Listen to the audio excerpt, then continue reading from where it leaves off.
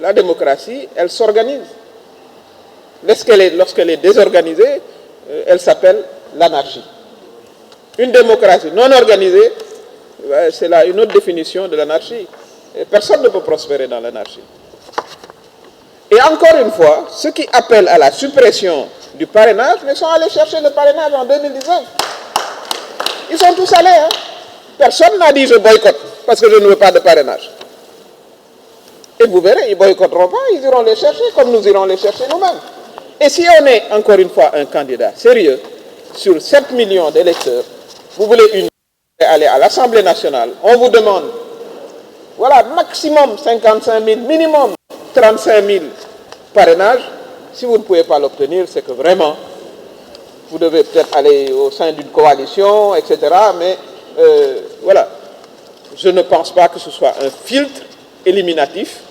Je crois que c'est un critère d'organisation de notre démocratie et cela est nécessaire. On le voit dans tous les pays du monde, ils ont une forme... Parce qu'on aurait pu avoir de véritables formes qui excluraient les candidats.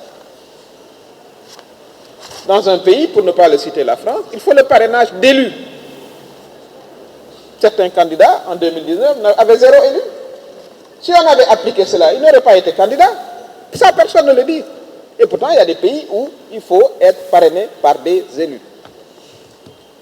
Voilà, la majorité n'a pas choisi d'aller dans ce sens-là, parce qu'on considérait que ce serait restreindre la démocratie. Donc, voilà, la question, à mon avis, se pose de manière relativement simple. Sur la première question, Madame le Premier ministre vient de dire que nous sommes en régime de liberté. Mais est-ce qu'il y avait des maires élus de l'opposition jusqu'à dernièrement, avant le 23 janvier 2022? Une structure d'élus qui regroupe à la fois les maires de la majorité, les maires, disons entre guillemets, de l'opposition, dans un pays tel que le nôtre, est-ce un avantage comparatif, oui ou non? Gagnons-nous en cloisonnant les collectivités territoriales entre collectivités remportées par la majorité et collectivités remportées par l'opposition? Y a-t-il là quelque chose de clivant qui peut être préjudiciable, oui ou non? Il faut que tous nos compatriotes interrogent les actes, les actions des hommes politiques que nous sommes. Le Sénégal gagne-t-il dans ce nouveau clivage, disons, décidé depuis hier?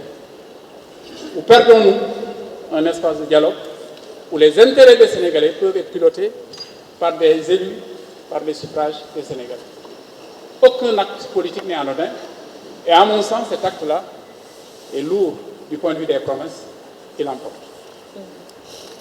Waaw, peut-être ci kàllaamay wolof ndax li ñu dégg dem mooy waa opposition nee na suñu amee seen association des maires voilà génn ci association des maires du Sénégal loolu day xaajale réew loolu du lu ñuy wut ci démocratie ndax il faut que ñuy comprendre lan mooy démocratie mooy bu ñu demee jongante ku ne choisir ne diw mooy sama maire majorité la bokk diw opposition la bokk waaye bu élection ba jeexee rek maire ba ñu fal il est le maire de tous les administrés de la commune loolu aussi il faut que maire yu bees yi xam loolu doonuñu maire rek pour lijjanti voilà citoyens yi nga xam ne ñoo leen woteel